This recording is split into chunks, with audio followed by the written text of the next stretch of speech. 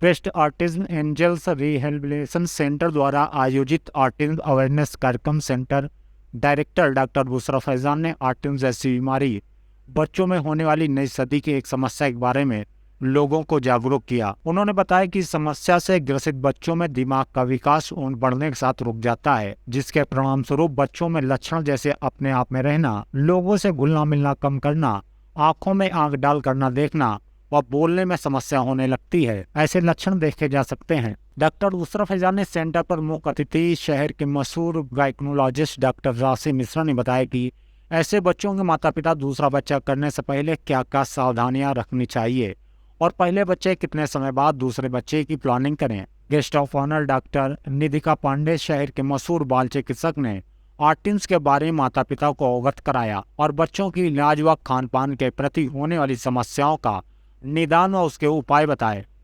Doctor Ambika Kaul speech therapist ने उन बच्चों जिनको बोलने में समस्या उनके इलाज व थेरेपी के बारे में जागरूक किया। डॉक्टर बुशरा फैजान ने बताया कि ऑटिज्म से पीड़ित व्यक्ति जरूरतें उनकी क्षमताएं अलग अलग हो सकती हैं।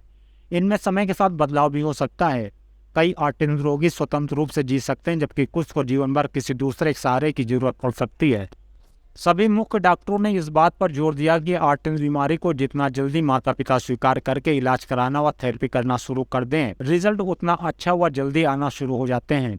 इस मौके पर मुख्य रूप से doctor Bushra Faizan, doctor Mohammad Faizan, doctor Nidhika Pandey, doctor Rashi Mishra, doctor Ambika Kaul मौजूद रहीं। मैं डॉक्टर बुशरा एंजल लाइफलाइन की डायरेक्टर एंड कोऑर्डिनेटर और मैं ऑटिज़म एक्सपर्ट हूँ। मैं ऑटिस्टिक बच्चों को ही देखती हूँ और जैसे कि आजकल वर्चुअल ऑटिज़म बहुत ज़्यादा फैला हुआ है, जिसमें बच्चे आंखों में आंखें डाल के ना देखना और अपने आप में रहते हैं और एक ही जगह बैठना, अकेले रहना, लोगों से सोशल होना पसंद नहीं करते हैं। तो आज हमने अवेयरनेस डे था कि तो ऑटिज़म अवेयरनेस मंथ था, इसमें मैंने अवेयरनेस प्रोग्राम किया जिसमें हमारे यहाँ राशि मैम आई और कानपुर की वरिष्ठ गायनोकोलॉजिस्ट है, निधिका मैम आई कानपुर की वरिष्ठ पीडियाटिशियन है और हमारे पास अंबिका मैम है जो कानपुर की सबसे पुरानी और सबसे senior speech and language pathologist हैं। ऑटिज़म जिन बच्चों ने बहुत ज़्यादा 6 से 7 घंटे तक मोबाइल को इस्तेमाल किया है, उन बच्चों में ऑटिज़म के सिम्टम्स आने लगते हैं, जैसे बोलते हैं वर्चुअल ऑटिज़म के पेशेंट है ये। बाकी तो आज तक किसी वजह से पता नहीं चला किसको किस वजह से ऑटिज़म हुआ। जेनेटिक भी हो सकता है और इन्वायरमेंटल भी हो सकता है, बायोलॉजिकल भी हो सकता है। देखिए, आप अगर नेट पे सर्च करेंगे तो क्वेश्चन मार्क बन के आता है, ठीक है, लेकिन एक्चुअल में अगर आप सही तरह से बच्चे के साथ 100% काम करेंगे, देखिए सिर्फ थेरेपिस्ट पास जाने से कोई बच्चा ठीक नहीं होता। आप अगर घर में 100% काम तो पेरेंट्स ही को करना है, हम थेरेपिस्ट तो सिर्फ गाइड करेंगे ना। और हम जो थेरेपी 1 to 1 दे सकते, बच्चा मेरे पास 45 मिनट्स या 1 आवर 2 आवर्स, इससे ज़्यादा तो नहीं रहेगा, उससे ज़्यादा तो बच्चा घर पर ही रहेगा, ठीक। और जब बच्चा घर पर ही पेरेंट्स को ही उसको बहुत ज़्यादा काम करना है, दिन भर उसे चीज़ें सिखानी है, कपड़े पहनना है, अपने काम ज़्यादा से ज़्यादा उससे सेल्फ डिपेंड बनाए, टॉयलेट ट्रेंड है और बहुत सारी चीज़ें हैं। तो हम अगर उसको सिखाते हैं तो माइल्ड केस तो 90% ठीक होने के चांसेस रहते हैं। मॉडरेट केसेस में भी अगर सही से मेहनत करी जाए, जैसे कि अगर बच्चा मॉडरेट ऑटिस्टिक है तो हमें ओटी की ज़रूरत पड़ती है, ठीक है, ओटी क्लासेस कराएं, स्पीच थेरेपी कराएं, स्पेशल क्लासेस कराएं और कुछ मेडिसिन की ज़रूरत पड़ती है तो मेडिसिन के सपोर्ट लें पीडियाटिशियंस के साथ और तो डेफिनेटली क्योर करेंगे। नहीं, मेडिसिन तो चलती है, जो अगर जो बहुत ज़्यादा केसेस में प्रॉब्लम्स होती हैं उनमें तो हम लोग मेडिसिन का सपोर्ट लेते हैं। मेडिसिन के लिए हम लोग तो अपने यहाँ निधिका मैम को रेफ़र करते हैं। निधिका मैम पीडियाट्रिक न्यूरोलॉजिस्ट हैं, प्लस तो जो भी प्रॉब्लम्स आती हैं, बिहेवियरल इश्यूज़ हैं या बहुत ज़्यादा बच्चा हाइपर हो रहा है तो वो मैम के पास ही रेफ़र करते हैं। देखिए, ऑटिज़म एज सच की कोई दवाई नहीं है, पर ऑटिज़म से जुड़े कॉम्प्लिकेशंस या उनसे जुड़ी चीज़ें जैसे कि गुस्सा होना, सर पटकना या एग्रेसिव बिहेवियर होना या मंद बुद्धि की तरफ जाना या ध्यान ना लगा पाना या सुस्त रहना, इन सब जो अदर कॉम्प्लेक्सेस या अदर कोमोबिडिटीज़ हैं ऑटिज़म के साथ, उनकी दवाइयाँ उपलब्ध हैं। क्योंकि ऑटिज़म एक बीमारी नहीं है, वो एक समझिए डायबिटीज़ जैसी, जिसके साथ पैरों में भी तकलीफ़, आँख में भी तकलीफ़, पेट में भी तकलीफ़।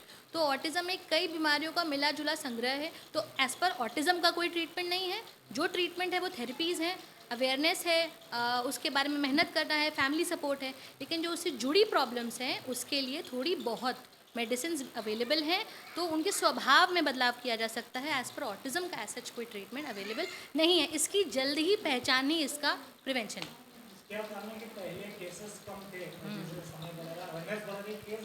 कई कारण हैं। सबसे पहले तो यंग पेरेंट्स, जो इस जनरेशन के पेरेंट्स हैं, वो गूगल फ्रेंडली ज़्यादा हैं, तो बच्चे में कोई भी ऐसी एबनॉर्मलिटी आती है तो वो जल्दी से पकड़ते हैं, क्योंकि एक ही बच्चा ज़्यादातर लोग कर रहे हैं तो उस पर पूरा ध्यान रहता है, तो वो जल्दी पकड़ने की कोशिश करते हैं। दूसरी चीज़, कोविड के रहते जो बच्चे घर में रह गए, टीवी और मोबाइल से जिनका संबंध ज़्यादा लंबा बन गया, उनकी दुनिया से वहीं सीमित रह गई, तो उस सीमित समय की वजह से उनमें सिम्टम्स आने लगे।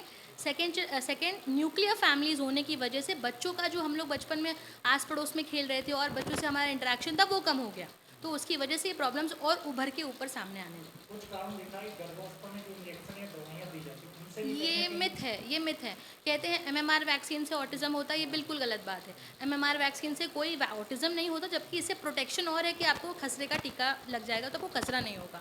गर्भावस्था में आप कुछ भी अगर आप बाहर खा रहे हो, आप अजीनोमोटो ले रहे हो, तमाम सारे ऐसे पदार्थ, उससे आपको कुछ भी हो सकता है। तो ऐसी कोई पर्टिकुलर ड्रग से, ऐसी कोई पर्टिकुलर परिस्थिति से ऑटिज़म का लिंक नहीं कर सकते। ये प्योरली जेनेटिक है, मतलब आनुवांशिक है, आपकी जीन से नेक्स्ट जनरेशन में फॉरवर्ड होगा। तो ऐसा कई जगह देखा गया जो मतलब दादा परदादा या नाना या उससे ऊपर भी गए हैं वहाँ पे ऐसी कोई बीमारी नहीं है। बेटा जीन्स कोई ऐसी नहीं कि एक उंगली कम हो गई या एक आंख छोटी हो गई या बाल भूरे हैं, ये कोई फिजिकली दिखती हुई बीमारी नहीं है, ये जेनेटिक में है। कई परिवार में जिनकी इम्यूनिटी कम हुई या कोई और सामाजिक तत्व ऐसे मिले तो वो उभर के ऊपर आ गई। अगर सब सही चलता रहा तो वो दबे रहते हैं, तो किसी बच्चों में उभर के सामने आती है, तब ये चीज़ें दिखाई देती हैं।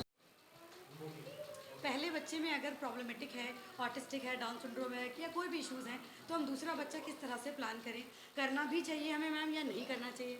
मैं बिल्कुल कहूँगी कि करना चाहिए, क्योंकि एक बच्चा यदि एबनॉर्मल है तो ये ज़रूरी नहीं है कि सेकंड बच्चे में वो आएगा ही आएगा। तो ज़रूरी ये है कि जो बच्चा है उसको अच्छे से इन्वेस्टिगेट करा के उसकी जेनेटिक इवैल्यूएशन अच्छे से करा लिया जाए कि ये चीज़ जीन्स में तो नहीं आ रही है। यदि कुछ जेनेटिक आता है तो उसको पेरेंट में भी डायग्नोस कर लिया जाए, और यदि चीज़ ये पेरेंट से आ रही है बच्चे में तो फिर बहुत ज़्यादा चांसेस हैं कि दूसरे बच्चे में भी होने का चांस है।